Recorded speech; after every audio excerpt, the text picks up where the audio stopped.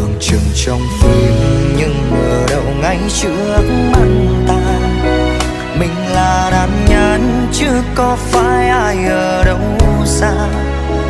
Trời ơi trời hỡi đau là như muối sát lên da, vì ai rồi chả đã vẽ nên màn kịch tái ba.